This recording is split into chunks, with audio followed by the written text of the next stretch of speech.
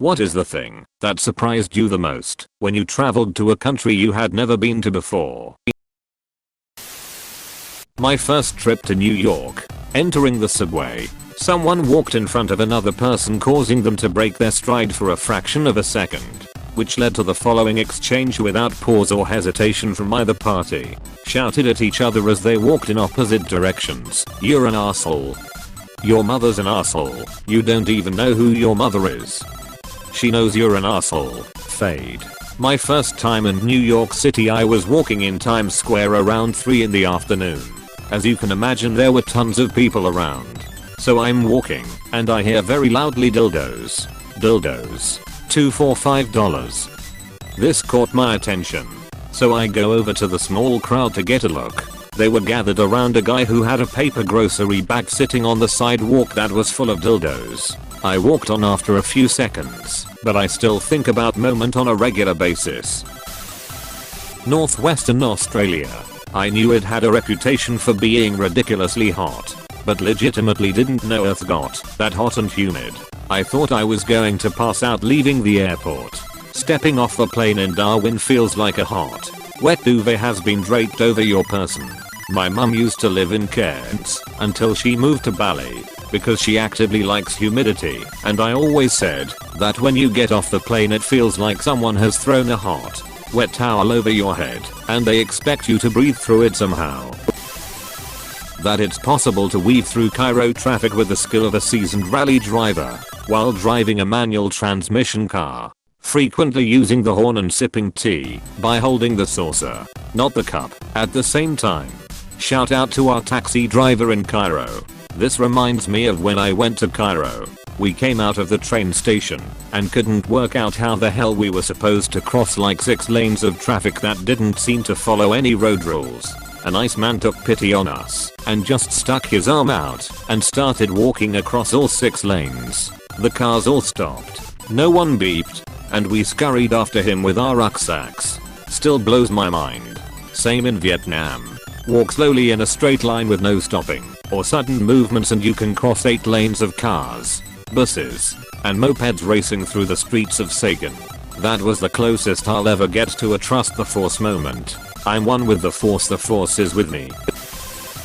From a tropical country near the equator, I was surprised to know that the sun would set completely before 4 PM during winter, or having the sun still up at 10 PM during summer. This messed me up so much the first time I went to a equatorial country. The weather is summer, but the sun sets at 6. That makes no sense. Lived in equator my whole life. Never had to think about sunrise and sunset time. Thought those timing I see on weather forecast app are useless. My whole life sunrise and sunset is always 6 to 6. I walked out of Penn Station when I first arrived in New York, looking up at the buildings taking it all in, and my first interaction was with a homeless guy who shouted at me in the local accent, "Welcome to New York, asshole." It was exactly as I imagined. Iconic. The amount of eye contact and observation. When I went to Morocco, in the evening the streets would be packed full of families sitting and talking. These people would watch each other. In fact, even the way I'm describing it with backquote watch shows how unwelcome and uncomfortable it would be in England. People would also make eye contact and keep it frequently on the street, just with ease. It felt so strange for me at first. Yes. Oh my god, I'm from Morocco and this has always been one of my main complaints about this place. And I never understood why it didn't bother other people so much. It would definitely be considered creepy in other countries, but here, people see no issue in staring at you and what you're doing anywhere, anytime. It's one of the main reasons I hate going out. So how would a tourist handle it? Ignore it or look back, make eye contact, smile or wave? You're better off ignoring. Everyone always carries a mate cup /U0001F9C9 and thermos in Argentina. Even cops drive around drinking from their little cups with the metal straws. It is totally normal that you can buy matching cup and flask with your handbag /dress, etc. In Prague, when you open a camera in the street, it's like a force field. PPL automatically moves aside to not stand in the way. The incredible security in Seoul. I'm from Latin America, so I'm used to be very alert at everything. everywhere. I forgot my backpack in a small cafeteria, and after 25 minutes it was completely untouched in the same spot. You could walk at 3 AM with your cell phone in your hands and there'll be no fear about anything. My friend was once studying in a cafe in Korea and went home for maybe 20 minutes to change his laundry over. Left his laptop and phone on the table in the cafe because he knew they'd still be there when he got back. And they were. The exception to this is bicycles. Bicycles get stolen pretty often in Korea. No idea why that's the exception. Bicycles have to be the most universally stolen thing in the entire world. Makes sense. A little bit of value. No identifying markings other than the owner knowing. When people aren't riding it, they leave it somewhere. And in the movies it's okay to take them from kids and chase people with them. Heated sidewalks in Finland. Absolutely lifesavers for me who had no idea how to walk on ice. No trash anywhere either. Adding to this, icy sidewalks. Didn't think about it because I wasn't somewhere with obvious snow, but turned a corner in Vancouver and basically surfed down a block and a half. Probably only didn't eat pavement because I'd just been skiing for a week. Ashgabat, Turkmenistan. Everything about it. The entire city, every building, is white marble. It lights up at night like a sterile Las Vegas. However, there is no advertising except for billboards of the dictator holding on to puppies by the neck to show everyone how nice he is. He has pretty much positioned himself as a religious prophet. The airport is shaped like a massive white marble eagle. It used to be a red building, but soon after it was built they tore it down and built a white marble one to match the current decor. Also, there is no white marble in Turkmenistan, so it has to be imported from Italy. They were the largest importer of white marble in the world and drove the price up so high it cost them ridiculous amounts of money to build the buildings. Strange place. So I live in Australia. How fucking fast everyone else's internet are. Given your country essentially invented what we now know as Wi-Fi. Ironic. He could save others from slow internet speeds, but not himself. In Thailand we were watching a movie and they played the national anthem and everyone stood up for their king. I'm in Thailand at the moment. There have been huge protests and speaking out against the monarchy for the past year or so, which is dangerous as it's illegal, with severe penalties. I went to watch a film a few weeks ago and only around half the people in the cinema stood up during the showing of the King's video before the movie. It's not actually the national anthem. Just some rousing nationalist song with clips of him in ceremonial dress. This may not sound like a big deal, but it was absolutely unthinkable. Even 2 years ago. For half the people to show such disrespect and to remain seated during that part. Living in Thailand for 13 years. I can tell you the people loved their old king, King Rama IX, that sadly passed away. He was the most beloved person in the country. He had so many projects and undergoings that helped the quality of life for so many people in Thailand. He was very connected to his country and people. I know for a fact everybody would pause and stand if his anthem was played anywhere out of voluntary action. I've never seen such respect for a king. On the other hand, his son, who is now the king of Thailand, King Rama X, is much disliked compared to the other king due to his lifestyle and carelessness for the country. That's why they are protesting the monarchy. They know King Rama IX won't be topped by any successors, so might as well end it. I say good for them. They shouldn't be bowing to someone that doesn't care much for them. I moved to Denmark a couple of years ago, and the biggest culture shock for me was Julefrokost. Julefrokost translates to Christmas lunch, which sounds like a nice, wholesome lunch to celebrate the holidays. The first time I went to one, my husband warned me not to eat anything beforehand, because there is a lot of food. I didn't think much of it. I mean, we had Thanksgiving in the US. So I just assumed it was a big lunch. No, we have nothing like this in the US. Julefrokost is on an entirely different level. You see, it's a lunch only in name. What it really is sitting down at about noon and not getting up from your seat again until midnight or later. The food never stops coming. The schnapps never stop coming. It's course after course after course, and the Danes can drink you under the table any day. So combine that with strong liquor over a 12-hour stretch and you are likely to die. My first Julefrokost, I sat across from my husband's uncle. Who kept my shot glass full the entire day? I was drunk by 2 p.m. and full to the point of bursting at 3 p.m. I have never been so sick as I was the day after my first Gelefricast. Hollywood is a real dump. It's filthy and not at all made of dreams. Streets definitely not paved with gold either.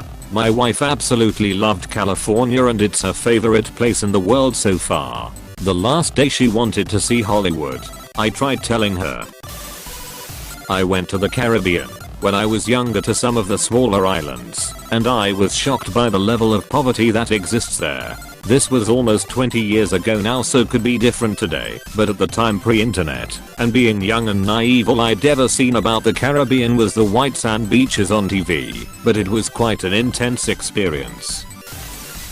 I was surprised that in southern US, and many other parts of it too, I'm sure you actually need a car to get anywhere, as in, it doesn't just make life easier, it's a near impossibility to go places without it. Even if you're in a major city, this is 90% of the US. The only places you don't need a car are in major cities. Edit. Since everyone and their mother are saying not all cities, major cities have bus systems most of the time. You can get around without a car. It's inconvenient and time consuming, but it's usually possible. Yeah, I assumed so. Just didn't want to make any sweeping generalizations without knowing for sure. A few years ago we went to Italy, and I made my wife go on a side trip to Herculaneum and Pompeii for a couple days. In Herculaneum we were wandering around in town when 5 p.m. rolled around, and within 15 minutes the streets were filled with people, not hurrying past one another, but just standing around talking, having an ice cream, drinking a beer, or whatever. Cool. Sounds like a story. The city just coming alive at the chime of a bell. If that sounds amusing to you, you should read Invisible Cities by Italo Calvino. In that book he describes many such hypothetical cities with their own unique charm. The story is told in the most relaxing way. Singapore is unbelievably clean.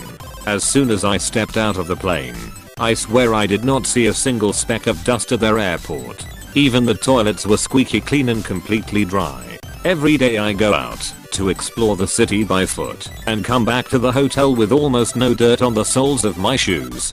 Changi is my favorite airport in the world. The Butterfly Garden and the movie theater were nuts. Recently there is a new mall built beside the airport called Jewel. Pretty cool. Mall might be underselling it a bit. It's got a 360-degree waterfall. https media.com/photo/60033BD816C44,939/16:w_2560% to cc_limit/2ACBRM. 4. JPG. Cascading from the sky. Went to Gdańsk, Poland a few years ago with work, and I was not expecting how beautiful the place was, especially the old town. The people were friendly and the food was delicious. I then went to Krakow 2 years later and was equally impressed. Yeah, I went to Wrocław. This city has lots of tiny dwarf statues and the salt mines in Poland. I would definitely recommend going there if you're ever going back to Poland. Probably in Germany, when I bought a beer in a convenience store and they offered to open it for me so I could enjoy it on my walk. When I went to Berlin this threw me off. My tattoo artist took me across the street and bought me a beer, and then we walked around. It was such a neat experience. My fiancé was busy in a meeting that day, so the following day I said, hey, look what we can do. And I bought us 2 beers, and then I said, now we can go walk around. She was so skeptical at first, but then we walked around Berlin, drinking beer and taking in the sights. It was such a neat experience. The way time is experienced differently. I'm from the USA, and when my dad and I fortunately had the money to go to Italy through a college program as a teen, the first thing that struck me was how laid back people were there. In a lot of places, it was a very stereotypically slowed down lifestyle, with people walking down the street, drinking during the afternoon, conversing and just causally dining outside. People didn't seem to be in a rush for anything, and while I'm sure they have their problems as well, there was much more centeredness across the country. People were much more focused on what was happening right now and what was in front of them. This was in 2008 though, so before the explosion of smartphones and social media. Amsterdam. Knew they biked, but didn't expected multi-level bike parking lots every mile. Jesus Christ, I loved it there. Edit for those who have yet to witness such a beautiful mess. https://imga.com/gallery/dg6tilv. And don't you dare walking on our bike paths. We will ring our bell at you loudly. I literally got run over in Amsterdam because I was in the bike path. Totally my fault, but I was a stupid teen. The woman that was on the bike just looked extremely annoyed at me and continued her ride. I was like, WTF. I thought it was rude. Then I lived in Prague for 2 years and had to deal with annoying tourists all the time, and I got why that woman got so angry at me. Till this day I feel utterly embarrassed, haha. The gondola ride in Venice. Not what I expected with the smelly waters, the crashing gondolas with the drivers cursing each other in Italian. Nothing romantic about it. Gondolas are tourist traps. Stupidly expensive too. On top of everything you just said, you're better off enjoying Venice walking around. Or take the ferry/water bus system if you're going far. I was there once and we were considering a ride, but the price he suggested was outrageous. We kept saying no. He kept lowering the price. Eventually we just walked away. He ran after us and offered a ride for less than half of what he originally asked for. So we ended up accepting this offer just to experience it. Walking was indeed more fun. In Egypt, Cairo, there are times when the electricity goes out every hour. Also, there's KFC in front of the Sphinx. OMG, the KFC is pretty funny. The KFC used to serve really good coffee. Order one and sit on the roof is a great way to spend an hour or two. London streets having huge differences from block to block. Like, my daughter moved there and so we spent a weekend helping her apartment/room at Hunt. And so ended up walking around London a lot. We'd be in some beautiful living area with little dog parks and nice playgrounds. Round a corner and hit what was obviously by all the drug street.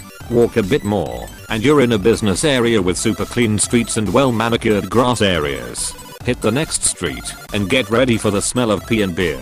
Sort of wild. Not to say other cities can't be like this. Where I'm in, Budapest can be. But the changes between city blocks right next to each other felt jarring. I'm English and noticed the same thing when I moved to London. I think it's because London is literally 1,000s of smaller towns, each with their own history, and they just kinda became one big city. I think it has a lot more to do with London's post-war social housing policy. We didn't build ghettos for the poor in the way other places did. Most strikingly, some of the big US cities. We much more sprinkled social housing all over the place. So every nicer bit of London ended up not that far away from a poorer bit and vice versa.